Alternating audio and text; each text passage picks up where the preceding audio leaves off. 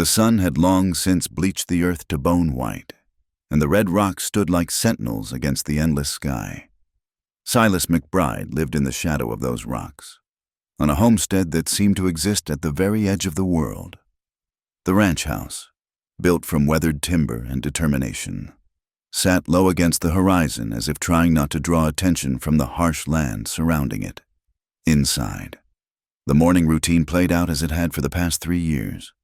Silas stirred the pot of cornmeal mush with methodical precision while 8-year-old Amos sat at the rough-hewn table, tracing patterns in the wood grain with his finger.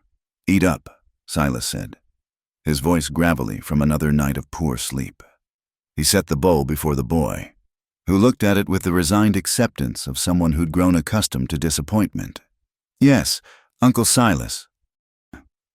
The boy ate in silence, and Silas watched him, seeing his brother Thomas in every gesture, the way Amos pushed his sandy hair from his eyes, the determined set of his jaw when faced with something unpleasant. 3 years since Thomas died in that shootout over water rights, leaving behind a son and a brother who'd never planned on raising children. After breakfast, Silas sent Amos to check on the chickens while he tended to the meager vegetable patch. The drought had been merciless this year, and what little grew seemed to do so out of spite rather than nurture. He knelt in the dirt, his calloused hands working the soil, when he heard the approach of a horse. Sam Hutchins, the postmaster from town, rode up with his usual air of importance. "Morning, Silas. Got a letter for you." Silas stood slowly, brushing dirt from his knees. He rarely received mail. Who would write to him? He took the envelope, noting the feminine handwriting, and something cold settled in his stomach. "Came all the way from back east," Sam added, clearly fishing for information. "Fancy paper, too." "Obliged," Silas said curtly, waiting until Sam reluctantly rode away before opening the letter. The words swam before him. "Mr. McBride, I hope this letter finds you well. You may remember me as Eleanor Whitfield, though perhaps you knew me better as the woman who was to marry your brother." He read it twice, then 3 times. Eleanor Whitfield, the mail-order bride who'd promised to come west, to marry Thomas and help raise Amos. She'd sent word of her arrival date, and Thomas had been riding to meet her when the dispute over the creek turned deadly. She'd never shown up after news of his death reached her. Until now. The letter was brief but desperate. She'd fallen on hard times, had nowhere else to turn, and remembered Thomas's descriptions of the ranch. She asked, no, begged, for temporary shelter, promising to work for her keep. She would arrive within the month if he didn't write to refuse her. Silas crumpled the letter in his fist. The woman who'd abandoned her promise when things got difficult now wanted charity? His first instinct was to write back immediately, telling her to stay away. But something stopped him. Perhaps the memory of Thomas's excitement when her first letters had arrived, or the way Amos still asked occasionally about the mother who was supposed to come. Days passed. Silas threw himself into the endless work of keeping the ranch barely functional. He repaired fences that the wind seemed determined to destroy, hauled water from the increasingly reluctant well, and tried to keep the few remaining cattle from wandering off in search of better grazing. Each night, he sat on the porch after Amos was asleep, staring at the stars and having silent conversations with his dead brother. "What would you want me to do, Tom?" he'd whisper to the darkness. But the stars kept their counsel. 3 weeks later, Silas was in town buying supplies when he heard the commotion. A crowd had gathered near the general store, voices raised in speculation and judgment. "Heard she worked in one of them fancy houses in St. Louis. Shame, coming here bold as brass. Wonder what she really wants." Silas pushed through the crowd and saw her. Eleanor Whitfield stood beside the stagecoach, a single carpetbag at her feet, facing the hostility with her chin raised. She was thinner than the photograph Thomas had shown him, her dark hair severely pulled back, her dress travel-worn but clean. When her eyes found his across the crowd, he saw something in them that made his chest tight, not defeat, exactly, but a weariness that went bone deep. He didn't move to help her.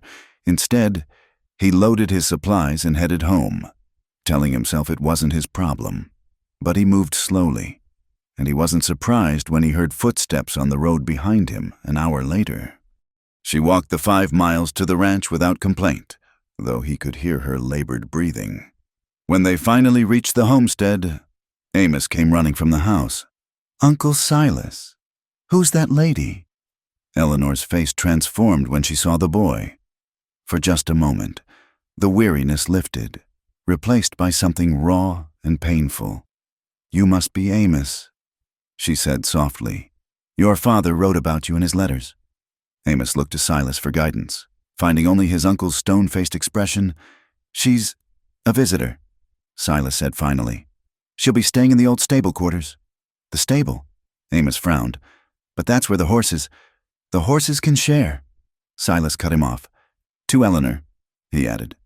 "There's a room in the back. Roof doesn't leak much. You can clean it out if you want to stay." Eleanor nodded, understanding the terms perfectly. "Thank you, Mr. McBride."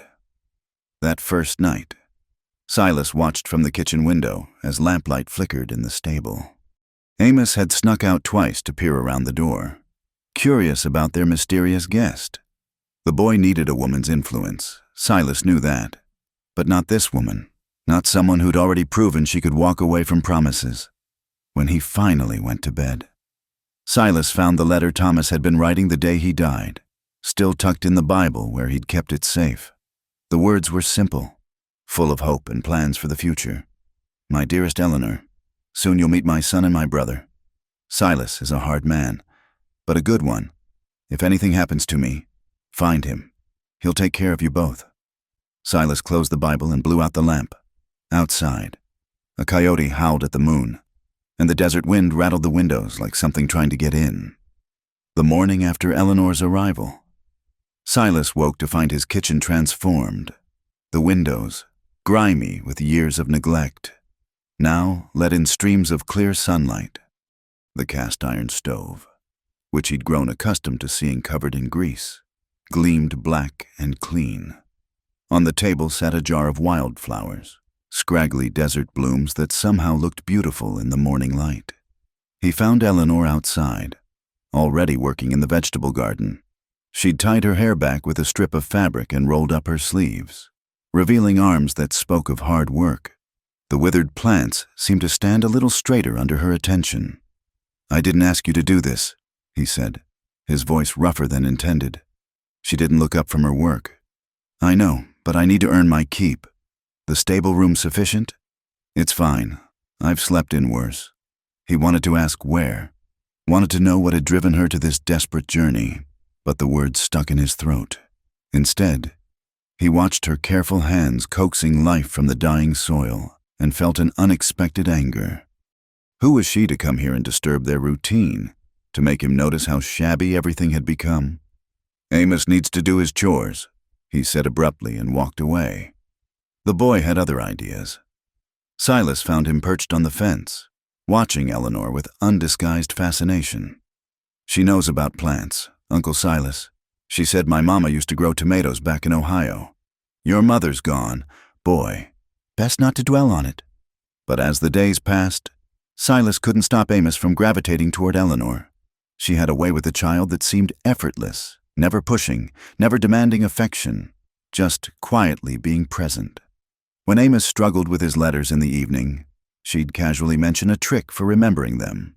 When he complained about the eternal cornmeal mush, she somehow made it taste better with a pinch of this or that from the herbs she'd started growing.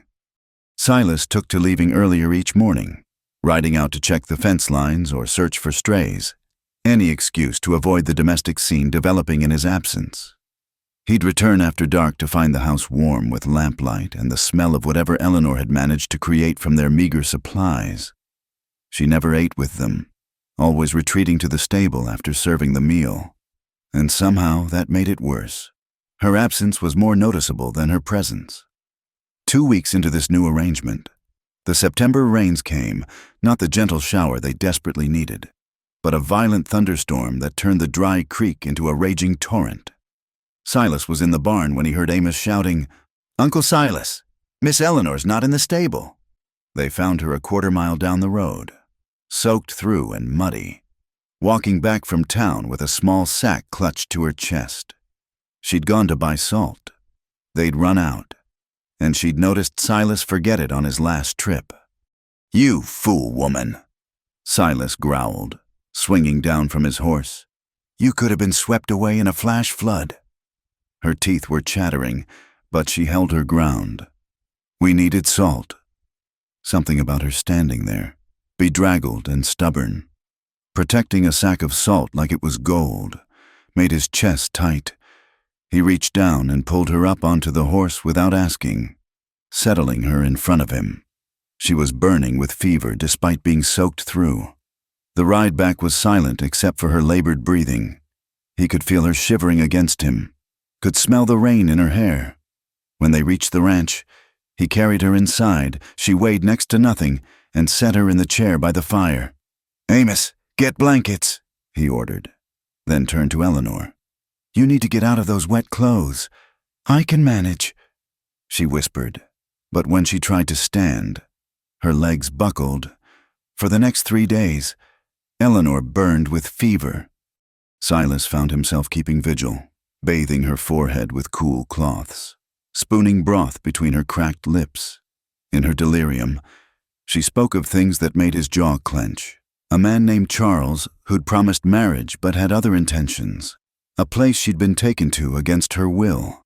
A baby that came too early and lived only hours. "I'm sorry," she whispered over and over. "I'm so sorry." On the 3rd night, her fever broke. She woke to find Silas asleep in the chair beside her bed, his hand resting near hers on the quilt. She studied his face in the lamplight, the deep lines carved by sun and sorrow, the gray threading through his dark beard. This man who'd taken her in despite having every reason to turn her away. When he stirred and found her watching him, they looked at each other for a long moment before he cleared his throat and stood. "You're better." "Yes, thank you." It was foolish, going to town in that weather. "We needed salt," she said simply. After that night, something shifted between them, though neither acknowledged it. Eleanor returned to the stable despite his gruff offer to fix up the small room off the kitchen. She kept her distance, but he noticed things. How she'd hum while working. How she'd saved the best portions of food for him and Amos. How she'd mended his shirts without being asked. The town noticed too. When Silas went for supplies, he heard the whispers more clearly now. Frank Morrison, who owned the general store, felt bold enough to approach him directly. "That woman staying at your place," Morrison said, leaning across the counter. "Heard she's right accommodating, if you know what I mean. For the right price, of course." Silas's fist connected with Morrison's jaw before he'd made a conscious decision to throw it. The man went down hard, canned goods crashing around him. The store fell silent. "You speak of her again," Silas said quietly, "and I'll do worse than bust your jaw." He gathered his supplies and left, but the damage was done. When he arrived home, he found Eleanor packing her few belongings. "I'm causing you trouble," she said without looking at him. "It's better if I go." "Where?" The word came out harsher than intended. She shrugged, folding her spare dress with careful precision. "There's always work for women like me." "Women like you?" She turned then, meeting his eyes with a directness that took him aback. "Soiled doves. They call us fallen women, damaged goods." Her smile was bitter. "Didn't you know? Once you've been what I've been, that's all you'll ever be. You're not—" He stopped, not knowing how to finish. "Not what? Not a whore?" She used the word like a weapon. "I did what I had to do to survive. Mr. McBride, I'm not proud of it, but I'm not ashamed either. I'm still standing, aren't I?" The space between them crackled with tension. Silas wanted to tell her to stop, that she didn't need to punish herself with these words, but he couldn't find the right ones. Instead, he said, "You don't have to pay anything back with your body. Not here, not ever." Her composure cracked then, just for a moment. "Then what do you want from me?" He didn't have an answer. He turned and walked out, leaving her standing there with her half-packed bag. That night, he sat on the porch later than usual, watching the light in the stable window. When it finally went out, he noticed she hadn't left after all. The next morning, she was in the garden as usual, and they resumed their careful dance of avoidance. But something had changed. The truth hung between them now, raw and undeniable. And Silas found himself watching her differently, not with judgment, but with a growing respect for the steel spine beneath her quiet demeanor. Winter arrived early that year, bringing winds that cut through the canyon like knives. The first snow fell in late October, transforming the red rocks into a landscape both beautiful and forbidding. Inside the ranch house, a different transformation was taking place. Eleanor had convinced Silas to let her teach Amos his letters properly. Each evening after supper, they gathered around the kitchen table. Eleanor and Amos bent over a precious sheet of paper while Silas pretended to read his brother's old Bible, though his eyes rarely focused on the words. "See how the A curves like a little cave?" Eleanor's voice was patient, warm. A cave where a tiny mouse might hide from the snow. Amos giggled, a sound that had become more frequent in recent weeks. "Can we draw the mouse? After you write your letters?" "Yes."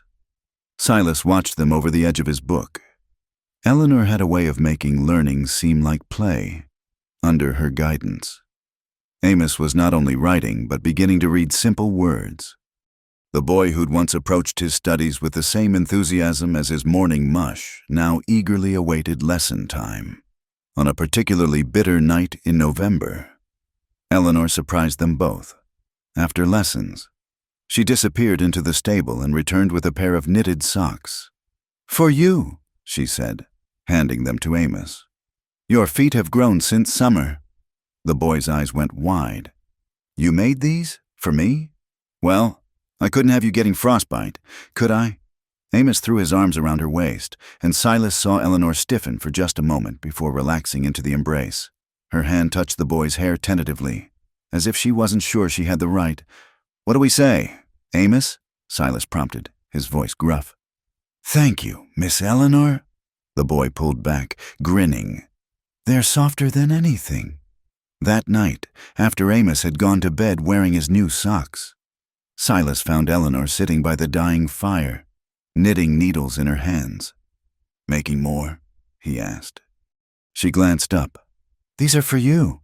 Your boots have holes." "I don't need—" "It's just wool and time, Mr. McBride, nothing more." He sat across from her, watching her fingers work the yarn with practiced efficiency. The firelight caught the threads of silver in her dark hair. When had those appeared? She couldn't be more than 30, but her face held the kind of weariness that aged a person beyond their years. "Where did you learn?" he asked. "The sisters at St. Catherine's. They took me in after—" She paused, needles clicking. "After I lost my position as a governess, they taught me useful skills, knitting, sewing, how to stretch a meal to feed 20, how to pray, though that lesson didn't take as well as the others." "You were a governess?" A bitter smile touched her lips. "Surprised?" "Yes, I was educated once. My father was a schoolmaster before he died. I thought I could make a respectable life teaching other people's children." Her needles slowed. "Then the man of the house decided a governess was good for more than just teaching his sons their arithmetic." Silas's hands clenched. "And your employer's wife?" "Blamed me, of course. Cast me out without references. A girl without references, without family, without money." She shrugged. "You find yourself with limited options." They sat in silence while she finished the heel of one sock. "Finally," she spoke again. "Your brother's letters painted such a picture of this place. He made it sound like paradise. Wide open spaces where a person could start fresh, be someone new. I suppose I was a fool to believe it." "Thomas always saw the best in things," Silas said quietly. "Even when there wasn't much good to see." "You miss him?" It wasn't a question, but Silas nodded anyway. Every damn day, he was the one who knew how to talk to people, how to make them laugh, how to raise a boy. He stared into the fire. "I'm no good at it. Too hard. Too set in my ways." You're better than you think." Eleanor's voice was soft. Amos adores you. He fears me. No. She set down her knitting and looked at him directly. He respects you. He wants to be like you. I see it in how he tries to walk like you, talk like you. You've given him stability, safety. That's no small thing. Their eyes met across the dimming firelight, and something passed between them. An understanding, perhaps, or recognition. Two damaged people trying to raise a boy neither had planned for. The next morning brought a blizzard that trapped them inside for 3 days. Cabin fever should have made things worse, but instead, a strange domesticity settled over them. Eleanor taught Amos to make snow candy with molasses. Silas showed him how to oil the leather tack properly. They played cards in the evening. Eleanor knew games Silas had never heard of, learned in places he didn't want to imagine. On the second night of the storm, Eleanor fell asleep by the fire after reading to Amos from one of Thomas's few books. Silas carried the boy to bed, then returned to find her still sleeping, her head tilted at an uncomfortable angle. Without thinking, he adjusted her position, letting her head rest against the chair back. His hand lingered on her shoulder for just a moment, feeling the prominent bones beneath the worn fabric of her dress. She woke at his touch, eyes confused and vulnerable in the firelight. "I should go," she murmured. "Storm's too bad. Stay by the fire tonight." She nodded, still half asleep, and he fetched a blanket from his own bed to cover her. As he tucked it around her shoulders, she caught his hand. "Thank you," she whispered, "for everything." He pulled away, unsettled by the warmth of her fingers. Just being practical. But practical didn't explain why he sat up most of the night, keeping the fire burning high so she wouldn't be cold. When the storm cleared, they emerged to a world transformed. The desert had become an Arctic landscape, beautiful and dangerous. Silas had to dig a path to the barn, and Eleanor insisted on helping despite his protests. "I'm not made of glass," she said, wielding a shovel with determination. They worked side by side in companionable silence, their breath making clouds in the frigid air. When they finally reached the animals, they found the horses huddled together but unharmed. Eleanor immediately set about checking each one, murmuring soothing words. "You know horses," Silas observed. "I knew many things once." She stroked the mane of his mare, Betty. "In another life." That evening, as Eleanor prepared supper, Silas made a decision. He went to the stable and gathered her few possessions. "What are you doing?" She stood in the kitchen doorway, flour on her hands. "Moving you inside. That stable's too cold for winter. You'll freeze." "People will talk more than they already do." "Let them." He carried her things to the small room off the kitchen, barely bigger than a closet. But it had a proper bed and a small window. This was supposed to be a pantry, but Thomas never got around to building shelves. Eleanor looked at the room, then at him. "I don't know what to say." "Don't say anything. Just don't freeze to death. Amos would never forgive me." That night, for the first time, Eleanor ate supper with them at the table. Amos chattered happily about the snow fort he planned to build, while Silas and Eleanor exchanged glances over his head, not quite smiles, but something warming nonetheless. Later, as Silas made his usual rounds before bed, he passed by Eleanor's new room. Light spilled from beneath the door, and he could hear her humming softly, the same lullaby she'd sung to Amos when he'd been sick with a cold the week before. He stood there longer than he should have, listening to that gentle sound, before forcing himself to walk away. But he couldn't walk away from the growing awareness that Eleanor Whitfield had become essential to their household, not just for the cooking and cleaning and teaching, but for something harder to define. She'd brought warmth to a cold house, laughter to quiet rooms, and hope to a place that had known too much sorrow. And that terrified him more than any blizzard ever could. Christmas came and went with modest celebration. Eleanor had somehow managed to make candy from hoarded sugar and create small gifts from scraps. By February, the worst of winter had passed, leaving mud and the promise of spring. It was on an unseasonably warm morning that Silas woke to find Eleanor's room empty, her few possessions gone. On the kitchen table lay a letter in her careful script. Mr. McBride, I've brought enough trouble to your door. The talk in town grows worse, and I won't have Amos suffer for my presence. Please tell him I'll miss our lessons. You've both given me more kindness than I deserved. E. Amos found him standing there, holding the letter. The boy's face crumpled as understanding dawned. She left? But why? Did I do something wrong? No, boy, you did nothing wrong. Then why? Tears streamed down his cheeks. Why does everyone leave? Silas had no answer. He pulled Amos against him, feeling the child's sobs shake his small frame. The boy cried himself to exhaustion while Silas stared at the empty coffee pot Eleanor always had ready by dawn. The days that followed were hollow. Amos pushed food around his plate. They were back to cornmeal mush and burnt bacon. The boy did his chores mechanically, no longer chattering about his day. The house felt colder despite the warming weather, and the silence pressed against them like a weight. Silas threw himself into work with violent determination. He mended every fence, patched every hole in the barn, worked until his hands bled and his back screamed. But at night, he found himself staring at Eleanor's empty chair, remembering the soft click of her knitting needles.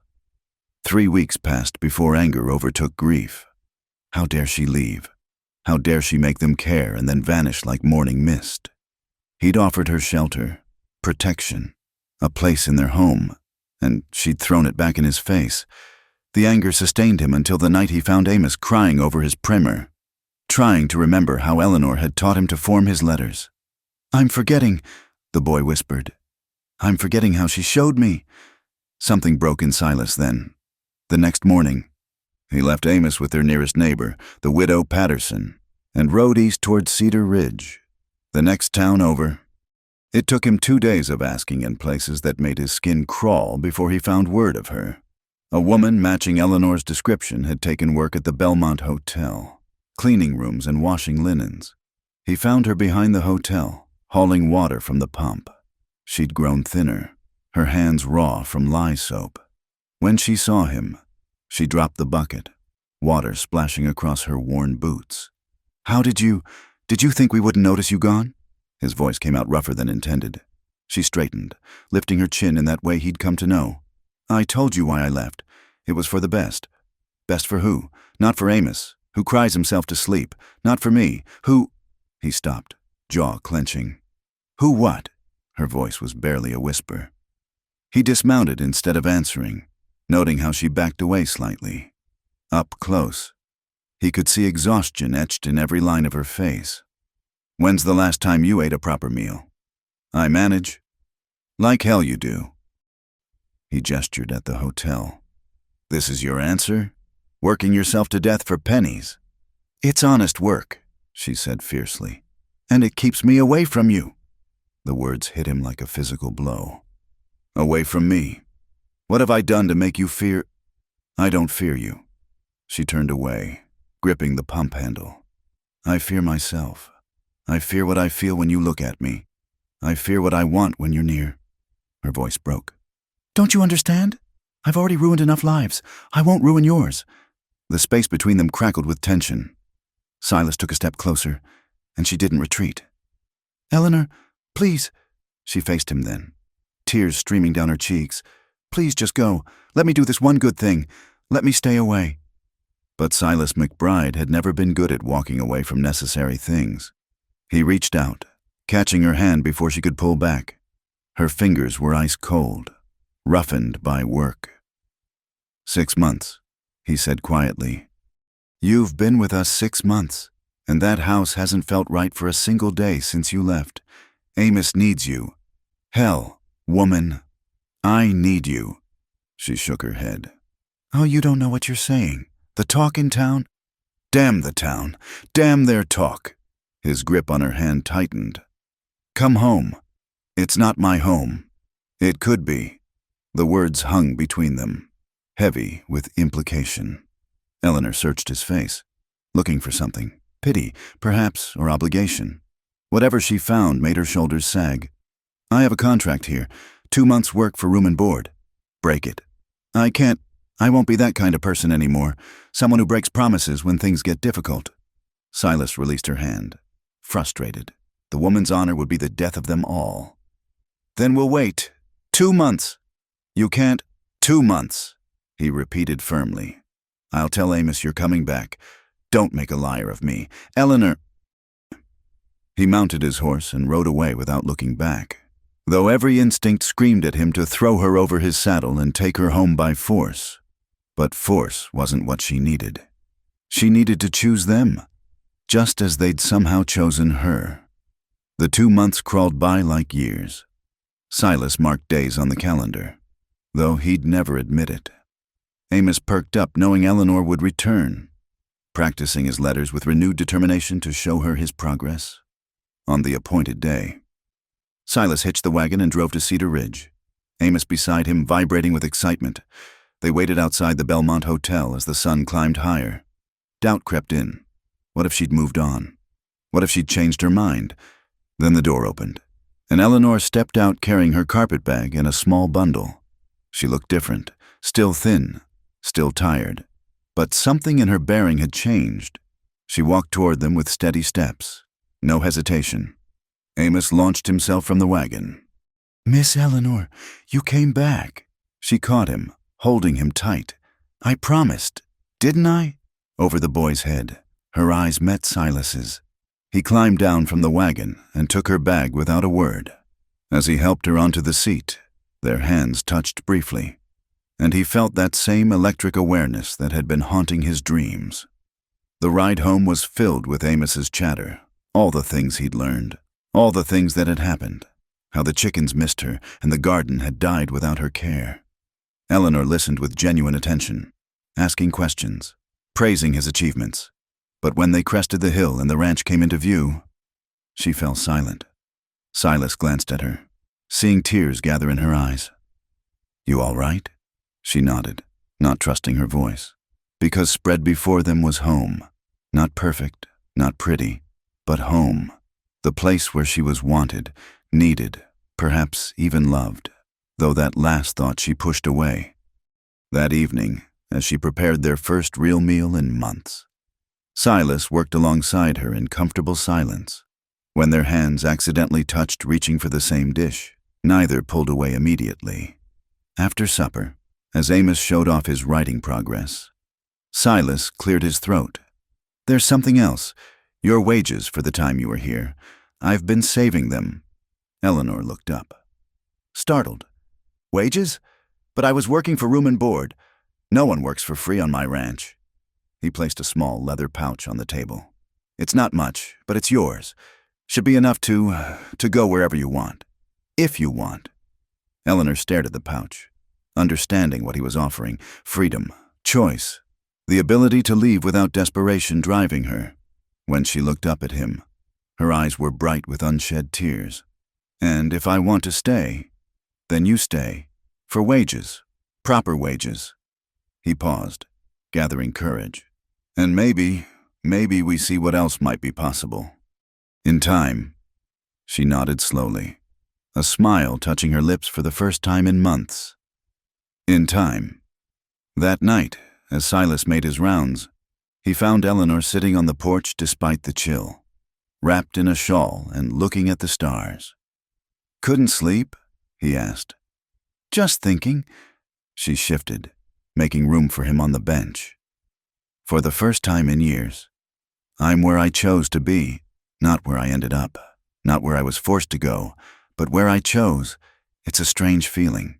They sat in comfortable silence, watching the stars wheel overhead.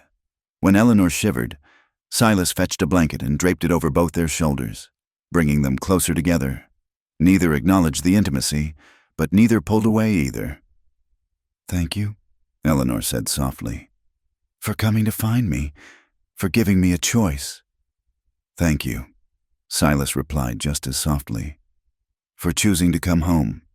Spring yielded to summer, and with it came a change as gradual and inevitable as the seasons themselves. The careful distance Silas and Eleanor had maintained began to erode, worn away by countless small moments. A shared smile over Amos's antics, fingers brushing as they passed tools in the garden. Conversations that stretched long into the evening after the boy was abed. Their relationship had no name, required no words. It simply was, as natural as breathing, as necessary as water in the desert. When Eleanor's hand lingered on Silas's shoulder as she served supper, when he steadied her waist as she climbed down from the wagon, these touches spoke volumes in their silence. On a night in late July, with a full moon casting silver light across the desert, Eleanor stood beneath the ancient oak that shaded the well. She'd taken to walking in the evenings, finding peace in the cooling air after the day's heat. Tonight felt different, charged somehow, as if the very air held its breath. She heard his footsteps before she saw him. Silas moved quietly for such a large man, but she'd learned to recognize his presence, to feel when he was near. "Couldn't sleep?" she asked without turning. "Saw you from the window." He came to stand beside her, close enough that she could smell the leather and tobacco scent of him. "It's late to be wandering. I like the quiet." She looked up at the moon. "It's so bright you can see clear to the mountains." They stood in comfortable silence, as they often did now, but tonight something pulled between them, taut as a drawn bowstring. When Eleanor shivered, not from cold but from awareness, Silas moved closer. "Eleanor." Her name on his lips was question and answer both. She turned to face him, heart hammering. In the moonlight, his face was all plains and shadows, but his eyes were warm, alive with something that made her breath catch. "I'm not good with words," he said roughly. "Never have been, but I need you to know." He stopped, jaw working. "I know," she whispered. His hand came up to cup her face, calloused thumb brushing her cheekbone with infinite gentleness. "Do you?" Instead of answering, she rose on her toes and pressed her lips to his. The kiss was tentative at first. Two people who'd forgotten, or never truly learned, this particular dance. Then his arms came around her, pulling her against him, and tentative became certain, gentle became desperate. When they finally parted, both breathing hard, Eleanor kept her eyes closed, afraid to break the spell. Silas rested his forehead against hers, his hands tangled in her hair. "I'm no good for you," he said roughly. "I'm set in my ways, hard-tempered, old before my time." "Hush." She placed her fingers over his lips. "You're the best man I've ever known. Silas McBride. The kindest, the most honorable. You don't know what I want from you." His voice was strained. "What I think about when I watch you in the kitchen, when I see you with Amos, when I lie awake at night. Then show me." The words hung between them. Permission and invitation, both. Silas pulled back to search her face, looking for doubt, for fear, finding none. He took her hand and led her away from the house, toward the small grove of cottonwoods that grew along the dry creek bed. There, in a hollow carpeted with soft grass and hidden from the world, he spread his coat for her. The moonlight filtered through the leaves, dappling everything with silver. When he kissed her again, it was with a reverence that brought tears to her eyes. "I've wanted this for so long," he murmured against her throat. "Wanted you, but I thought, after everything you'd been through—" "That's my past," Eleanor said firmly, framing his face with her hands. "You're my present, my future, if you'll have me." What followed was a communion of souls as much as bodies. Two people who'd known too much hardship finding solace in each other. There was passion, yes, but tempered with tenderness, with the careful attention of those who understood how easily beautiful things could break. They came together not in wild abandon, but with deliberate choice, each touch a promise, each whispered endearment a vow. Afterward, they lay entwined beneath the cottonwoods. Eleanor's head on Silas's chest, listening to his heartbeat slowly return to normal. His fingers combed through her hair, now loose and wild around her shoulders. "What happens now?" she asked softly. "Now?" He pressed a kiss to her forehead. "Now you let me court you proper. Let the town see I mean to make an honest woman of you." She lifted her head to look at him. "The town will talk regardless. Then we'll give them something better to talk about. Silas McBride taking a wife. settling down properly. His hand cupped her face again. If you'll have me, that is that a proposal? It's a promise of one. Let me do this right. Eleanor, you deserve that much. She kissed him softly. I've never been courted before. Then it's time you were. They dressed slowly, reluctant to break the spell. As they walked back toward the house, Silas kept her hand in his, their fingers interlaced. At the porch, he stopped her. Your room remains mine for now. She finished. We do this properly, remember? He smiled, a rare full smile that transformed his face. Properly, though it may kill me. The days that followed were sweet torture, true to his word.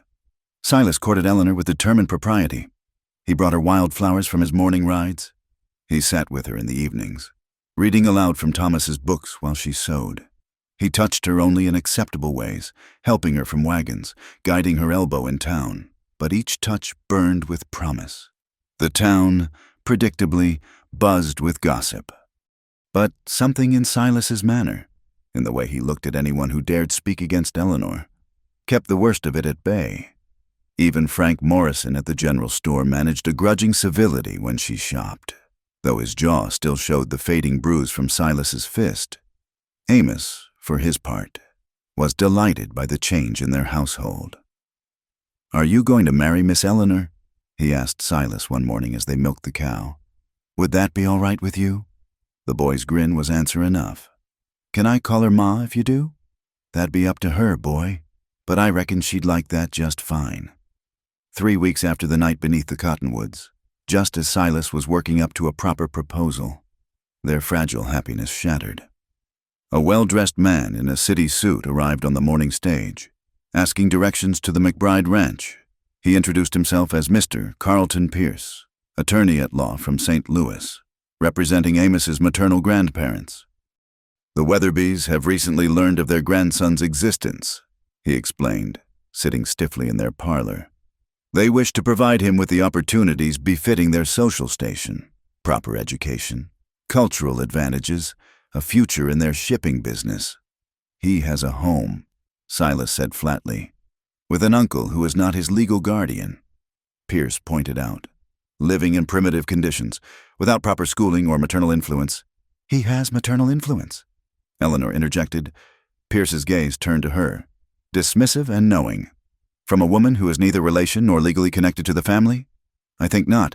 Miss Whitfield, she supplied, chin high. Ah, yes, the housekeeper. His tone made the word sound sordid.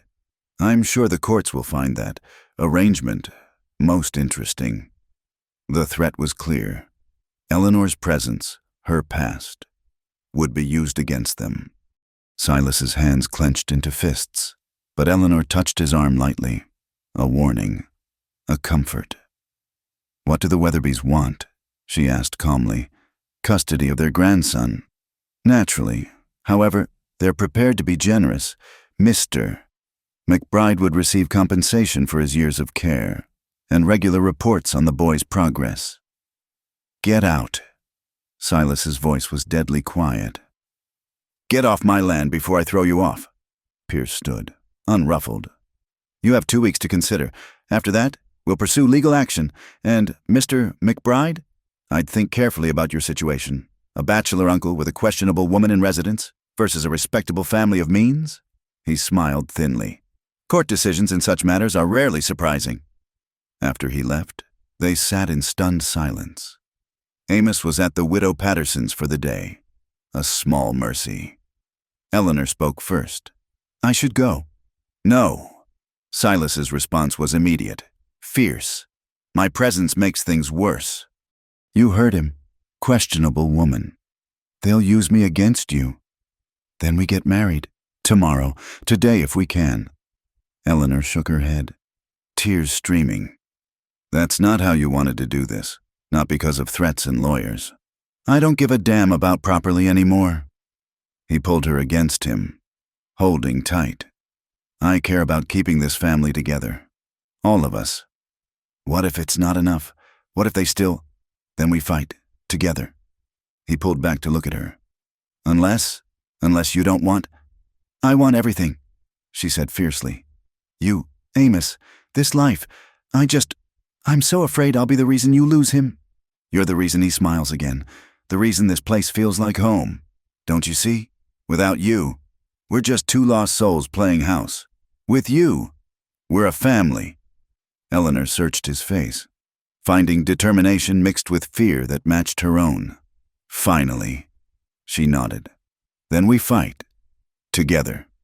That evening, as they explained the situation to Amos, carefully, gently, the boy's face set in an expression eerily reminiscent of his uncle's stubbornness. I won't go, he declared. This is my home. You're my family. He looked at Eleanor. Both of you. Eleanor pulled him close, meeting Silas's eyes over the boy's head. Whatever battles lay ahead, they would face them as they'd learned to face everything else, together, honest and unafraid of the cost of love. The morning after Pierce's visit, Eleanor was gone. Her bed was neatly made. Her few possessions vanished, leaving only a letter on the kitchen table. Silas found it when he came in from morning chores, the familiar script making his heart sink. My dearest Silas, it read. I will not be the stone that sinks your chance to keep Amos. The lawyer was right. My presence, my past, will only harm your case. I've taken what you paid me, nothing more. Please understand this is the only gift I can give you both. My absence. Tell Amos I will carry him in my heart always. E. Silas crumpled the letter, a roar of frustration escaping him. When Amos came running to see what was wrong, the boy took one look at his uncle's face and understood. She left again? His voice was small, broken. Because of me? No, boy, never because of you. Silas pulled him close. Because she loves you, loves us both enough to think leaving helps. But it doesn't help. Amos pulled away, angry now. It just hurts. Silas had no answer for that truth. The days that followed were a blur of legal preparations. Silas hired his own lawyer, a young man named Richard Hartley, who'd recently hung his shingle in town. Hartley was honest about their chances. Without Miss Whitfield, it's better, he admitted, but still difficult. The Weatherbys have money, influence. You have love, Silas said flatly. I have love for that boy. Unfortunately, the law rarely considers love sufficient. Silas threw himself into making the ranch as presentable as possible.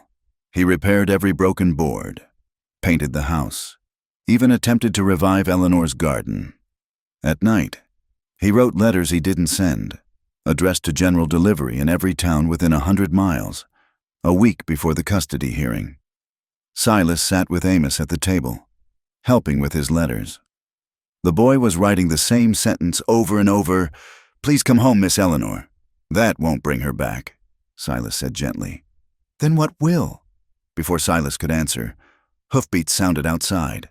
Hope flared, irrational, painful, but it was only Hartley, looking excited. I've been digging into the Weatherbys, he said without preamble. Seems they're not quite the pillars of society they pretend. Mr. Weatherby has gambling debts, significant ones, and Mrs. Weatherby, well, she's been treated more than once for laudanum dependency. What does that mean for us? It means they want the boy for his inheritance. Thomas had a life insurance policy through the railroad, modest, but it's held in trust for Amos.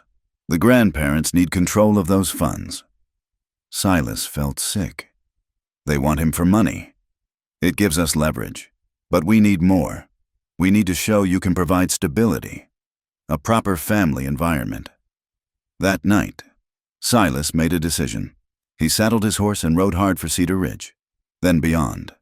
Following rumors and instinct, he found Eleanor 2 towns over, working in a boarding house, looking thinner than ever.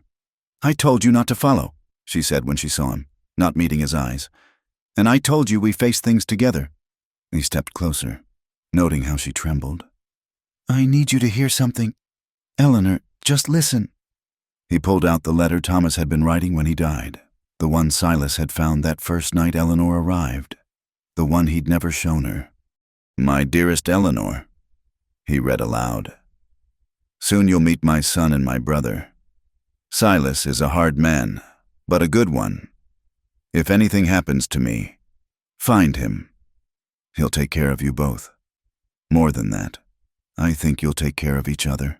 I have seen how he's been since our parents died, locked inside himself. You have a gift for bringing light to dark places. Bring light to his, I beg you. Make us a family. Eleanor was crying openly now. Silas folded the letter and continued in his own words. He was right. You brought light I didn't even know I was missing. You made us a family. And now that family is being torn apart because you think sacrifice is the same as love. Isn't it? She whispered. No. He gripped her shoulders gently. Love is standing together against whatever comes. Love is choosing each other. Again and again. Especially when it's hard. But the lawyer said, Damn the lawyer! Damn them all! His voice was fierce now. I found out why they want Amos. Money. Eleanor. They want his inheritance. They don't love him. They need him. Eleanor's eyes widened. Those poor people. To be so lost they'd use a child. Even now, Silas thought wonderingly, she could find compassion. Come home. Marry me. Fight beside me. Your proposal is getting less romantic each time, she said with a watery laugh. Then let me do it right. He dropped to one knee right there in the boarding house kitchen. Eleanor Whitfield, you've taught me that a heart can still grow even when it thinks it's done with growing. You've shown me that family isn't just about blood, but about choice. I choose you. Today, tomorrow, and all the days after. Will you marry me? Yes, she whispered, then stronger. Yes. He kissed her there among the flour bins and dirty dishes, pouring all his relief and love into the embrace. When they parted, he rested his forehead against hers. We need to marry before the hearing, tomorrow if possible. Tonight, she said firmly. I know a minister here who'll do it. I won't wait another day to be your wife. They were married that evening in a simple ceremony with the boarding house cook and minister's wife as witnesses. Eleanor wore her traveling dress, Silas his work clothes. But neither cared. What mattered was the promises they made. The ring Silas had fashioned from a horseshoe nail during his desperate ride to find her, and the light in each other's eyes. They returned to the ranch as husband and wife to find Amos waiting on the porch despite the late hour. When he saw Eleanor, he flew into her arms. You came back! You came back! For good this time, she promised, holding him tight. We're a family now, official and legal. The custody hearing took place 3 days later in the courthouse at the county seat. The Weatherbys arrived in style, silk and superiority radiating from every gesture. They painted a picture of the advantages they could offer. Private tutors, European travel, society connections. Then Silas and Eleanor presented their case. They spoke of daily life, of lessons by lamplight, of working the land together, of the love that filled their small house. Amos, when called to speak, was clear and firm. I want to stay with Uncle Silas and Aunt Eleanor, he said, using her new title proudly. They're teaching me to be a good man, like my PA wanted. The judge, an older man with kind eyes, listened carefully. When Hartley presented evidence of the Weatherbys' debts and Mrs. Weatherby's laudanum issues, the silence in the courtroom was deafening. It seems to me, the judge said finally, that this boy has found himself a proper family already. Love, stability, and 2 people committed to his welfare. That's more than many children have. He looked at the Weatherbys. I suggest you content yourselves with occasional letters and perhaps a visit at Christmas, if the McBrides are amenable. The gavel came down, and it was over. Amos would stay where he belonged. That night, they celebrated quietly at home. Eleanor made a special dinner. Silas told stories of Thomas that made them laugh, and Amos fell asleep at the table, exhausted from the emotion of the day. As Silas carried him to bed, Eleanor tidied the kitchen, humming softly. When Silas returned, he found her standing at the window, looking out at the stars. No more running? He asked, wrapping his arms around her from behind. No more running, she confirmed, leaning into his warmth. I'm exactly where I belong. Later, in their marriage bed, No longer separate rooms, no longer pretense. They came together with a joy born of security. They had fought for this, chosen this, earned this. As Eleanor lay in her husband's arms, she thought about the letter that had brought her here, about Thomas's wish that she bring light to dark places. "I think he knew," she said softly. "Thomas, I think he knew what would happen." Silas pressed a kiss to her hair. "Maybe he did. He always was smarter than me about people." "You're smart about the things that matter," Eleanor countered. "You knew to come find me, twice. I'll always find you," he promised. Always. Outside, the desert wind sang through the canyons, and the stars wheeled overhead in their ancient patterns. Inside the small ranch house, a family slept peacefully. Not perfect, not without scars, but whole and honest and thoroughly bound by love. Life settled into new rhythms at the McBride Ranch. Eleanor officially became not just wife and mother, but teacher to a handful of local children whose families couldn't afford to send them to town school. She converted the barn's empty stall into a makeshift classroom, with boards salvaged from old crates serving as desks and precious books donated by sympathetic townspeople. "Education is hope," she told Silas when he worried about the expense of slate pencils and primers. "These children deserve hope." Spring brought growth. In the garden, Eleanor coaxed back to life. In Amos, who shot up 2 inches and needed new boots. And in the small community that formed around their kitchen table. Families who'd once whispered about Eleanor now brought their children to learn, staying for coffee and conversation. It was during this time of plenty that the drought began. At first, it seemed like just another dry spell. The desert knew thirst intimately, and they'd weathered such times before. But as weeks turned to months without rain, the situation grew dire. The well dropped lower each day. The garden withered despite Eleanor's desperate watering. Cattle began to die. By midsummer, Silas was forced to make hard choices. He sold most of the remaining herd for whatever price he could get, keeping only 2 milk cows and the horses. The money went to buy feed and water rights, but it wouldn't last long. "We could ask the Weatherbys for help," Eleanor suggested one evening as they counted their dwindling funds. They offered to be part of Amos's life. "No." Silas's response was sharp. "We don't take charity, especially not from them." Eleanor bit back her reply. Pride was a luxury they could ill afford, but she understood her husband's need to provide, to prove the judge right in leaving Amos with them. The school closed when families could no longer spare their children from desperate attempts to save crops and livestock. Eleanor turned her energy to preserving what little food they had, teaching Amos to hunt rabbits and find edible plants in the desert. One scorching afternoon, as Silas returned from another fruitless search for water, he found Eleanor sitting in the shade of the porch, Thomas's old letter in her hands. "What are you thinking?" he asked, settling beside her despite the heat. "I'm thinking Thomas knew this land," she said slowly. "He wrote about the creek, about water rights. He must have filed claims, papers, something official." Silas frowned. "The creek's been dry for years. That's what started the fight that killed him. Henderson claimed Thomas was stealing water that wasn't there. But what if the rights are still valid? What if there's documentation?" It was a slim hope, but hope nonetheless. Eleanor spent the next days searching through Thomas's papers, eventually finding what she sought. A surveyor's map showing underground water sources and a legal claim dated just before his death. He knew, she breathed, showing Silas the documents. He knew there was water beneath the eastern ridge. He filed for it properly, legally. These rights are yours now, ours. But knowing water existed and accessing it were different things.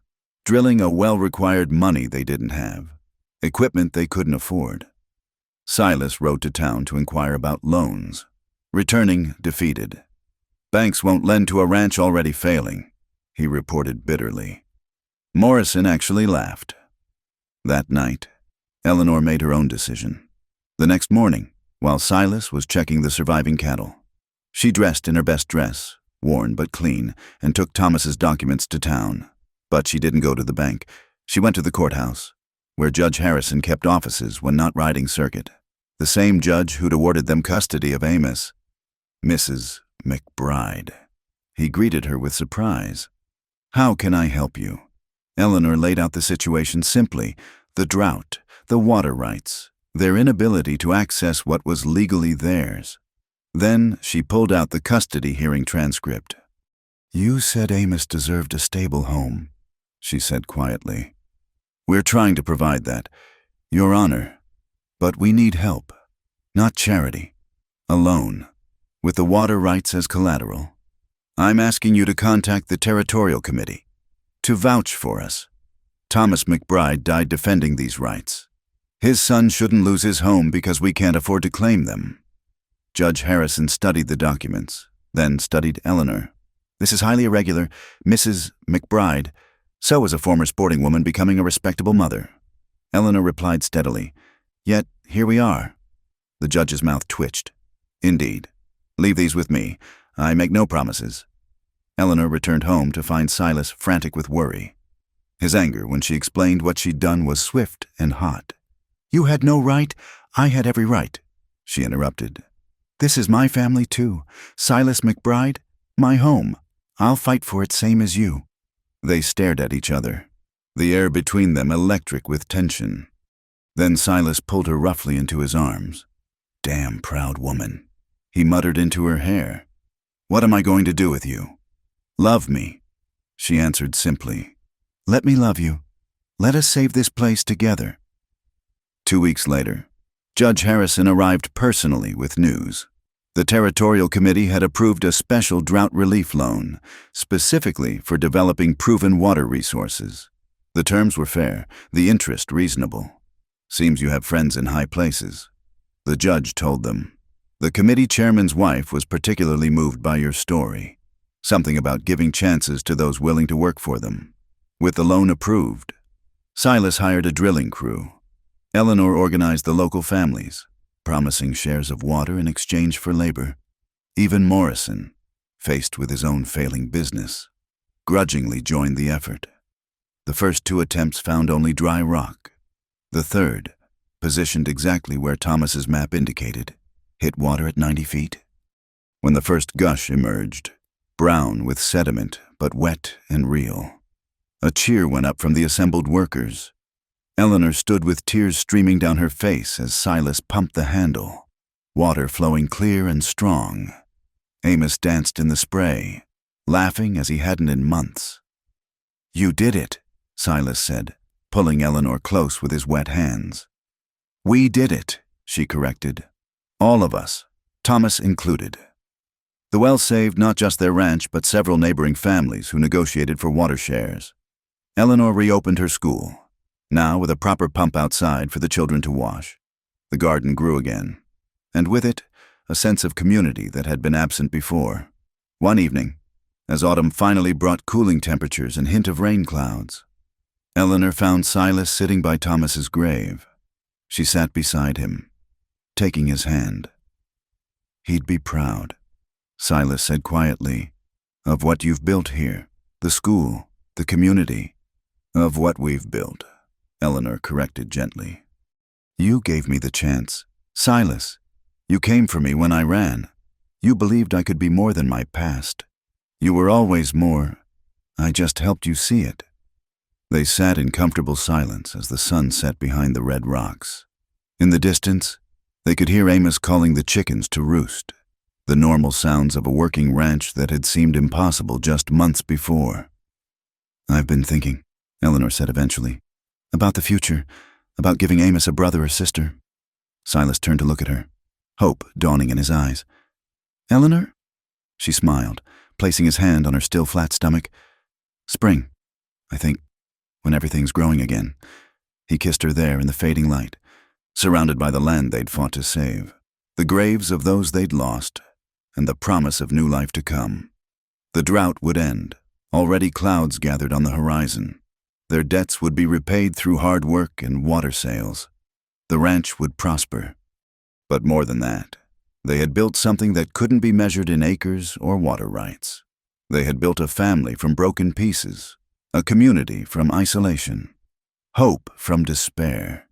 They had taken Thomas's last wish, make us a family, and exceeded even his generous imagination.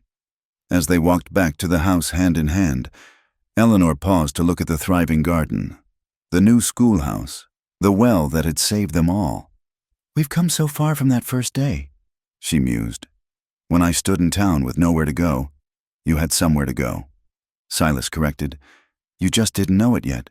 You were always meant to be here, Eleanor, with us, with me." She smiled, leaning into his strength. "Then it's good you're such a stubborn man, Silas McBride. Good you don't give up on the things that matter." "Never," he agreed, pressing a kiss to her temple. "Not on this land, not on that boy, and never on you. That's a promise." The first drops of rain began to fall as they reached the porch. Not a storm, just a gentle shower that would soak deep into the grateful earth. Eleanor laughed, turning her face up to catch the drops, and Silas watched her with the wonder of a man who'd learned that sometimes the greatest gifts come disguised as trials. Tomorrow would bring its own challenges, but tonight they were home. They were together, and they were exactly where they belonged. Spring arrived with wildflowers carpeting the desert floor and the cry of a newborn filling the McBride home. Elizabeth Thomas McBride, named for her mother and uncle, entered the world just as dawn broke over the red rocks, her lusty cries announcing that this family would continue to grow. Eleanor, exhausted but radiant, watched as Silas held his daughter for the first time. The man who'd once been hard as granite cradled the infant with infinite tenderness, tears streaming unashamedly down his weathered cheeks. "She's perfect," he whispered, "just like her mother." Amos, now 11 and tall for his age, peered at his new sister with wonder. "She's so small. Was I ever that small?" "Smaller," Eleanor told him, reaching out to ruffle his hair. "But you grew strong, just like she will." The year that followed was one of prosperity and growth.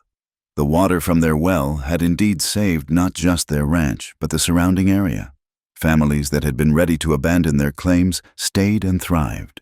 Eleanor's school expanded, now teaching 15 children regularly, with Amos serving as her assistant for the younger students. It was time for Amos's birthday celebration, his 12th, that brought the biggest surprise. The Weatherbys arrived from St. Louis, having written ahead to ask permission to visit. Eleanor had convinced Silas to allow it, arguing that Amos deserved to know all parts of his family. Margaret Weatherby stepped down from the carriage looking older, humbler than the woman who'd tried to take Amos away. Her husband followed, his manner subdued. "We've come to make amends," Margaret said simply, "and to know our grandson, if you'll allow it." The visit was awkward at first, but Amos, with the generous heart he'd learned from his adopted parents, bridged the gap. By the end of their stay, the Weatherbys had not only reconciled with the family, but had also donated books for Eleanor's school and promised regular correspondence with their grandson. "You've done well by him," Margaret told Eleanor privately before leaving. "Better than we would have. I see that now." The school had become the heart of the community. Parents gathered there for meetings about water management and crop sharing. Eleanor organized reading circles for the women and arithmetic lessons for adults who'd never had the chance to learn. Even Morrison, his attitude softened by shared hardship and Eleanor's persistent kindness, donated supplies for the children. One afternoon, as Eleanor taught while little Elizabeth played in a basket beside her desk, Sarah Morrison approached after class. She'd been one of Eleanor's harshest critics in the early days. "I owe you an apology," Sarah said quietly. "I judged you without knowing you. What you've built here, what you've given our children, it's more than this town deserves." Eleanor touched the woman's hand gently. "We all deserve second chances. Sarah, that's what this place has taught me." Word of the desert school spread. A photographer from the territorial newspaper came to capture images of children learning beneath the big sky, their makeshift classroom a testament to frontier determination. The article that followed brought attention and resources, donated books, a real blackboard, even a small stipend from the Territorial Education Fund. Amos wrote the essay that accompanied the article, His words simple but powerful. My Aunt Eleanor says education is hope. She came here with nothing but hope, and now she gives it to all of us. She teaches us that where we come from doesn't decide where we're going. My Uncle Silas teaches us that hard work and honest dealing make a man. My pa is gone. But in this school, in this family, his dream lives on. The essay won a territorial prize, earning Amos a scholarship to attend higher schooling in the city when he came of age. The night they received the news, the family sat on the porch, a tradition that had become sacred to them. "Will you go?" Silas asked his nephew. "When it's time?" Amos considered carefully, showing the thoughtfulness that made Eleanor so proud. "I think I will, to learn more, to see more. But I'll come back. This is home. That's all a man can ask," Silas said, pride evident in his voice. "To see the world but know where you belong." As summer deepened, the community gathered for a celebration, not of any particular event, but simply of survival, of thriving against odds. Tables groaned with food. Children ran between the adults' legs, and music filled the air from a fiddle someone had brought from town. Eleanor stood with Elizabeth on her hip, watching Silas dance awkwardly with one of the school children who demanded a turn. The sight of her serious husband attempting a jig while a 7-year-old directed his steps made her laugh with pure joy. "You did this," a voice said beside her. She turned to find Judge Harrison. "Come for the celebration. This community, this hope, it started with you." "It started with a letter," Eleanor corrected. "With Thomas McBride's faith that his brother could care for his son. Everything else grew from that seed." As the sun set over the celebration, painting the desert in shades of gold and crimson, Silas found Eleanor sitting in their spot beneath the oak tree.